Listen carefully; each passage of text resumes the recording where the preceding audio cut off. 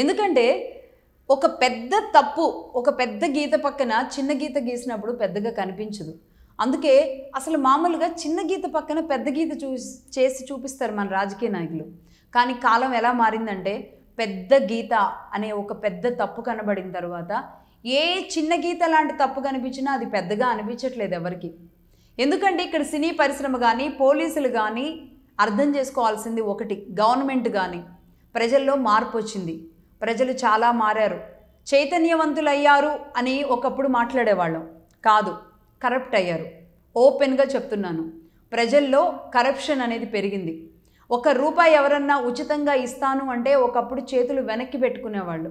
ఇంటికి వచ్చిన ఎవరైనా చుట్టాలు పిల్లలకి డబ్బులు ఇస్తుంటే అది ముట్టుకోకూడదు అన్న జ్ఞానం తల్లిదండ్రులు నేర్పించేవాళ్ళు. వాళ్ళ చేతిలో ఆ చుట్టాలు ఒక ₹10 పెట్టి వెళ్ళాలంటే ఒక అరగంట సేపు వాళ్ళు ఒక యుద్ధం చేయాల్సి వచ్చేది. అది చిన్నప్పటి నుంచే ఉంటుంది. నీతి, నిజాయితీ, ఒకరి డబ్బు ముట్టుకోకూడదు, ఇలాంటి పదాలు పెద్దలు నేర్పించట్లేదు. సమాజంలో మార్పు వచ్చింది. పెద్దవాళ్ళు అన్నన్ని పెద్ద తప్పులు చేస్తున్నప్పుడు నేనెందుకు శుద్ధిగా ఉండాలి, నేనెందుకు తప్పు చేయకూడదు అన్న భావజాలం ప్రజల్లో పెరిగిపోయింది. ఖచ్చితంగా ఓట్లు వేయడానికి డబ్బులు తీసుకుంటారు, పథకాల రూపంలో డబ్బులు తీసుకుంటారు. ఏం చేయాలన్నా ఈరోజు ప్రజలకి డబ్బులు ఇవ్వాల్సిందే. దీన్ని అలవాటు చేసింది రాజకీయ నాయకులే, దీనికి అలవాటు పడింది ప్రజలే. కాబట్టి ఇమ్మడి రవి ఇవాళ కావచ్చు, ఇంకొక రవి రేపు రావచ్చు, వచ్చేవాళ్ళు వస్తూనే ఉంటారు, చేసే పనులు జరుగుతూనే ఉంటాయి. కాబట్టి ప్రజల కోణంలో ఆలోచించినప్పుడు ప్రజలు కరప్ట్ అయ్యారు, కరప్ట్ చేశారు ప్రజల్ని. కాబట్టే ఈరోజు ఎన్ని కష్టాలు వచ్చినా ఎక్కడో అవసరం లేదు. మొన్న కర్నూలులో మన సెకండ్ వీడియో రిలీజ్ అయింది, కర్నూలు బస్ యాక్సిడెంట్, ఏదైతే కావేరీ బస్ యాక్సిడెంట్ జరిగిందో దానికి ముందు బస్సు వెళ్ళినప్పుడు నిస్సహాయ స్థితిలో అర్ధరాత్రి పూట తన ఫ్రెండ్ చనిపోతే బైక్ పక్క నుండి బైక్ పడిపోయి ఒక వ్యక్తి పాపం అలా అర్ధరాత్రి పూట వర్షంలో నుంచునుంటే ఒక్క కారు కానీ, ఒక్క లారీ కానీ, ఒక్క బస్సు కానీ, బస్సు డ్రైవర్ కానీ ఆగలేదు. ఈ ఒక్క చిన్న ఎగ్జాంపుల్ అర్థం కావట్లేదా? మనుషులలో ఎంత కఠినత్వం గూడుగట్టుకుపోయిందో, మనుషుల్లో ఎంత స్వార్థం రాజ్యం వెళ్తుందో. ఉచితంగా ఇస్తాను అంటే చాలు ముసలాళ్ళు కూడా లేచి కూర్చుంటున్నారు. ప్రతి ఒక్కరు ఏమనుకుంటారు అంటే అందరూ అనుకునేది ఏంటంటే ఐబొమ్మలా వచ్చేస్తుంది 2 daysలో 1 dayలో చూడొచ్చు అని చెప్పేసి అనుకుంటున్నారు. కానీ ఈ సినిమా వర్గాలంతా ఆగ్రహం వ్యక్తం చేస్తున్నారు కదా ఈ కేసు పైన. వాళ్ళు ఇప్పుడైతే చాలా హ్యాపీగా ఫీల్ అవుతుంటారు. దేవాలయాల చుట్టూ తిరిగినా, పూజలు చేసినా, ఎన్ని చేసినా, చాగంటి గారి ప్రవచనాలు విన్నా, ఏమి విన్నా మళ్ళీ అవతలకు వెళ్ళిన తర్వాత వాళ్ళ యథాలాపనగా వాళ్ళు చేసే తప్పులే చేస్తున్నారు. కాబట్టి సమాజంలో మార్పు రావాలి అంటే పెద్దవాళ్ళ నుంచి మార్పు రావాలి. ఈ తప్పులు చేయకూడదు అనే సంఖ్య తగ్గాలి. ఈ పెద్ద గీతలు కాస్త చిన్న గీతలు అవ్వాలి. అంటే తిమింగళాలు ఎక్కువైపోయి ప్రతి అధికారి చేతులు జాపేవాళ్ళే, లంచాలకి చేతులు జాపేవాళ్ళే. చిన్న స్థాయి నుంచి ఈరోజు పెద్ద స్థాయి వరకు, చిన్న నాయకుడి దగ్గర నుంచి పెద్ద నాయకుడి వరకు, చిన్న పోలీస్ దగ్గర నుంచి పెద్ద పోలీస్ వరకు ప్రతి చోట అవినీతి రాజ్యం వెళుతుంటే ప్రజలు మాత్రం మేమెందుకు ఇంత డబ్బులు ఖర్చు పెట్టుకోవాలి, ఇమ్మడి రవి పథకం ద్వారా 4,000 నుంచి 10,000 రూపాయలు మాకు ఆదా అవుతుంటే మేమెందుకు కష్టపడాలి, ఈ పథకాన్ని వినియోగించుకోవాలని అనుకుంటారు. ఈరోజు ఆంధ్రప్రదేశ్లో 4,000 రూపాయలు పెన్షన్కి, 6,000, ఇంకా పరిస్థితులను బట్టి ఎంత ఇవ్వాల్సి వస్తుంది. ఎక్కడ మొదలుపెట్టింది, అసలు ఎందుకు మొదలుపెట్టింది ఒక ఉచిత పథకం అనేది కాస్త ఈరోజు పథకాల మీద మాత్రమే బతుకుతాం. అలాగే ఇప్పుడు బస్సుల్లో చూస్తున్నాం, ఫ్రీ బస్ అనగానే మహిళలందరూ ఎలా బస్సులు ఎక్కేస్తున్నారు.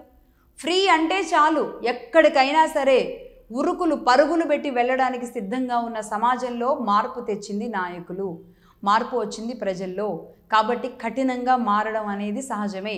పక్కనున్నవాడు చచ్చిపోయినా, పక్కింట్లో ఏం జరిగినా మనకి సంబంధం లేదు. మన పని, నా పని, కేవలం నా పని మాత్రమే అవ్వాలి, నేను మాత్రమే ముందుండాలి, నాకు మాత్రమే లాభం కలగాలి, నాకు అన్న స్వార్థంతో మనుషులు ఈ తప్పులు చేస్తున్నారు అనడంలో ఎలాంటి డౌటు లేదు. సరే, నేను మాట్లాడుతుంటే నేను ఏదో ప్రవచనాలు చెప్పినట్టుగా అనిపిస్తుందేమో, కానీ ఇది ఫ్యాక్ట్. సమాజంలో, సొసైటీలో నడుస్తున్న ట్రాక్ ఇదే. ఈ ట్రాక్ని తప్పించాలి అంటే మారాల్సింది పెద్దవాళ్లే. మారితేనే ఇమ్మడి రవి లాంటి వాళ్ళు పుట్టరు. ఇంకా ఇమ్మడి రవియో, ఇంకో దీని పేరేంటిది, దీన్ని ఇంకా బప్పం, ఐబొమ్మ బప్పం కాదు, ఇంకా ఎన్నెన్ని ఉన్నాయో బయటకు తీయండి. ఎన్నెన్ని అరాచకాలు, ఎన్నెన్ని ఘోరాలు, ఎన్నెన్ని ఉచితంగా డబ్బులు వస్తాయి. ఇంకా నేను ఇంకొక ఎపిసోడ్ చేస్తాను. నిజంగా సోషల్ మీడియాలో ఉచితంగా అంటే డబ్బులు వస్తాయి కాబట్టి మహిళల్లో కూడా ఒక హౌస్ వైఫ్లుగా ఉన్న మహిళలు కూడా ఈరోజు ఇంట్లో ఉండి కొన్ని వీడియోలు చేస్తే లేదంటే ఇంట్లో ఉన్న వాళ్ళందరినీ చూపిస్తే డబ్బులు వస్తాయి, పైసలు వస్తాయి అంటే కనుక చుట్టాలు వచ్చినా చూపిస్తాం, పిల్లలు పుట్టినా చూపిస్తాం, నొప్పులకి వెళుతూ చూపిస్తాం, ఇంకా మొత్తం సినిమా చూపిస్తాం, మా ఇంటి సినిమా చూపిస్తాం అన్నట్టుగా మారితే ఇంకా సీరియళ్ళు ఎందుకు, సినిమాలు ఎందుకు? ఇది కూడా ఒకసారి ఆలోచించాలి. ఎక్కడి నుంచి మనం ఎక్కడి వరకు వెళ్ళిపోతున్నాం అనేది ఆలోచించాలి.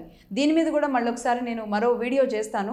బట్ ఇందులో ఎవరినో తప్పుపట్టడం, ఎవరో గొప్పవాళ్ళు అనడం ఉద్దేశం కాదు. ఈరోజు ఒకళ్ళని మనం వేలెత్తి చూపిస్తున్నాము అంటే దీని వెనుక జరిగిన మూలాల్లోకి వెళ్ళడం మాత్రం ప్రతిసారి మర్చిపోతూనే ఉన్నాం. ఒక్క ఇమ్మడి రవిని చంపేయాలంటేనో ఇమ్మడి రవిని ఒక్కడిని చంపేస్తేనో సమస్య సాల్వ్ అవ్వదు. ఇలాంటి వాళ్ళు ఎంతమంది ఉన్నారు? అసలు ఎందుకు ప్రజలందరూ ఇటువైపు మొగ్గు చూపుతున్నారు? ఇంతకుముందు ఒక రిక్షా తొక్కుకునేవాడు ఉన్నాడు, ఒక ఆటో నడుపుకునేవాడు ఉన్నాడు, ఒక చుడవ అమ్ముకునేవాడు ఉన్నాడు, ఒక టీ బట్టి పెట్టుకునేవాడు ఉన్నాడు. చక్క పళ్ళంతా పని చేసుకుంటాడు. సరదాగా 100 రూపాయలు పెట్టి సినిమా చూసి వస్తాడు. ఇప్పుడు 100 రూపాయల టికెట్ ఎంత అయింది? 1000 రూపాయలు అయింది, 1500 అవుతుంది. ఇలా ఉన్నప్పుడు ఇలాగే ఉంటుంది సమాజం. ఈరోజు సినీ పరిశ్రమలో సినిమా వాళ్ళు ఎన్ని అద్భుతమైన సినిమాలు చూపించాలనుకున్నా, చాలామంది మెదళ్లను మార్చాలనుకున్నా మీరు కష్టపడుతున్నారు. ఒక హీరోలుగా సినిమాని చూపించాలంటే ఎన్ని రకాలుగా ఒక హీరో కష్టపడతారు, ఒక హీరోయిన్ కష్టపడుతుంది. హీరోయిన్ కష్టం ఎవరు గుర్తించరు పాపం. హీరోయిన్ ఎంత కష్టపడుతుంది, పక్కనున్న సైడ్ ఆర్టిస్టులు, ఫైటర్స్, డాన్సర్స్, అన్ని రకాలుగా ఎంత క్రూ అంతా కూడా ఎంత కష్టపడితే ఒక సినిమా వస్తుంది అనేది ఆ పెయిన్ వాళ్ళకి తెలుస్తుంది ఖచ్చితంగా. ఆ పెయిన్కి సంబంధించి ఇలాంటి కరప్షన్ జరిగినప్పుడు అందులో వచ్చిన పెయిన్, కానీ దీన్ని నష్టం అనేది ముందుకు తీసుకురావడాన్ని మాత్రమే నేను తప్పుపడుతున్నాను, కానీ మీ పెయిన్ని, మీ కష్టాన్ని, మీ టాలెంట్ని అస్సలు కాదు. సో ఇలా జరుగుతున్న కరప్షన్లో సమాజం ఆలోచించాలి. ఒక్కళ్ళైనా సరే ప్రతి ఇంటికి ఒక మంచి వాళ్ళు ఉండాలి. కాబట్టి సమాజంలో వచ్చిన మార్పుని యాక్సెప్ట్ చేయాలి. దానికి అనుగుణంగా ప్రభుత్వాలు కూడా ఎంతవరకు మేము డెవలప్మెంటు లేదంటే ప్రభుత్వాలు తీసుకొచ్చే పథకాలు, ప్రభుత్వాలు చేసే కార్యక్రమాలు ఇందులోనే పడిపోకుండా సమాజం ఎటువైపు వెళుతుంది అని కొన్ని డిబేట్స్ నిర్వహించాలి. సమాజంలో ఎంతో కొంత మార్పు తీసుకురావడానికి తమ వంతుగా ప్రయత్నాలు చేయాలి. దీన్ని బట్టి నాకు ఇక్కడ ఒక చిన్న వేమన శతకం ఒకటి చెప్పాలనిపిస్తుంది. వేరు పురుగు చేరి వృక్షంబు జెర్చును, చీడ పురుగు చేరి చెట్టు చేర్చు, కుత్సితండు చేరి గుణవంతు జరచురా విశ్వదాభిరామ వినురవేమ. అంటే ఎంత పెద్ద వృక్షాన్నైనా చీడ పురుగు ఆ మొదల్లో చేరిందంటే, వేరులో చేరిందంటే ఎంత పెద్ద వృక్షమైనా చెడిపోతుంది. అలాగే కుత్సుతుండు అంటే చెడ్డ బుద్ధి గలవాడు, చెడ్డవాడు ఎంత మంచివాడినైనా సరే మార్చేయగలడు.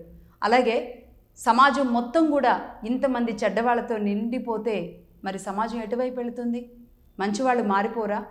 కాబట్టి ఆనాడే చెప్పారు వేమన లాంటి వాళ్ళు, మారాల్సింది మనమే, మన ఇంట్లోనే మార్పు రావాలి, చెడ్డ పని చేయకూడదు, ఇది చెడు అని తెలియాలి, తల్లిదండ్రులు చెప్పాలి. అందరూ అదే దారిలో వెళ్ళినప్పుడు సమాజంలో నువ్వు తప్పు అనే హక్కు ఎవ్వరికీ లేదు అని చెప్పడమే ఇక్కడ నా ఉద్దేశం. Right. Thank you for watching. This is SS Lakshmi signing off.